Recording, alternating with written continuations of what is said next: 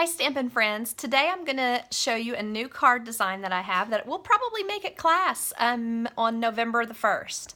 So using the Snow is Glistening set that's available only in November, you'll notice it comes with 3 different sentiments, and then joy and for you, a little tree and some snowflakes.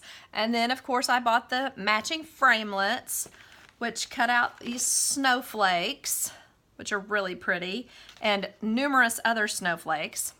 For this card, I decided to create with just a small little thinlit, a connected thinlit. And I want to show you how I did that. It was very simple. I just cut the piece of cardstock I want to use, which is already cut in the shape, in the length I need it to be. And what I did first was wrap it around the end of my board, my cutting surface, and ran it through the Big Shot like this, with the edge just a little off so it didn't cut. And then what I did on the others is I flipped it over, and then I matched this up right here on the edge. Can you see that? And then imagined it stuck there and flipped it around. Not sure that makes sense, but I flipped it like this and then ran it through the Big Shot again. Also, again, carefully, since it's matched up on the other side, it doesn't cut through right there. Then I end up with something that looks a little bit like this. And so both of these pieces are loose of the base cardstock. And then all I have to do is just cut around these pieces. Then, after I did that, I attached them to where I wanted it to be and put another couple snowflakes, just little random pieces on top of that. And then I put Wink of Stella over the entire thing. I didn't put Wink of Stella in very many other places because I wanted the shine of the little garland of snowflakes and this snowflake here to have an extra shine. So now this is a technique that I saw in Demonstrator Planning Place. You all have done it before, just some masking, but since this set doesn't have a large snowflake that you can heat emboss, which is what I really wanted to do, the masking works great. So for the card base,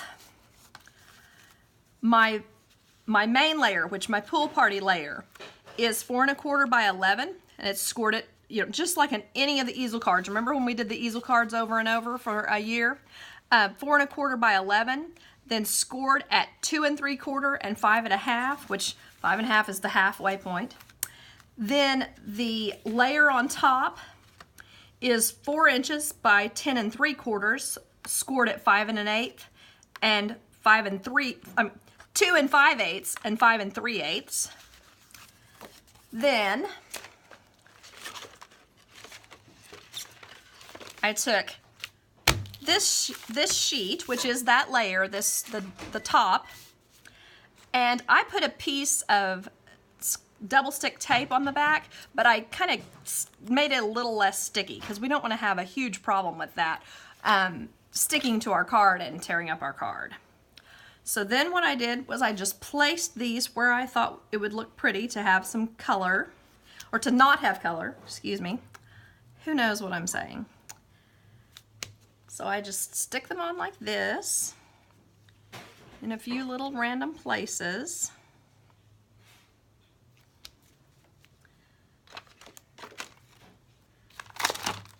Oops. Then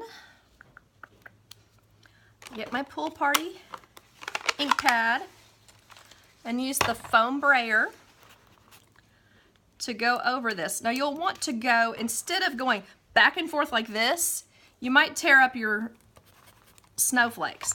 So just go in the direction of the snowflake so that you don't have any problems like that.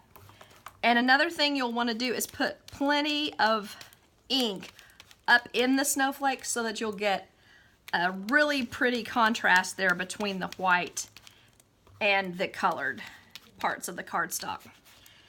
And then it also looks really nice if you try not to get, like, see how I have a little bit of spot there. Try to roll the whole thing as much as you can.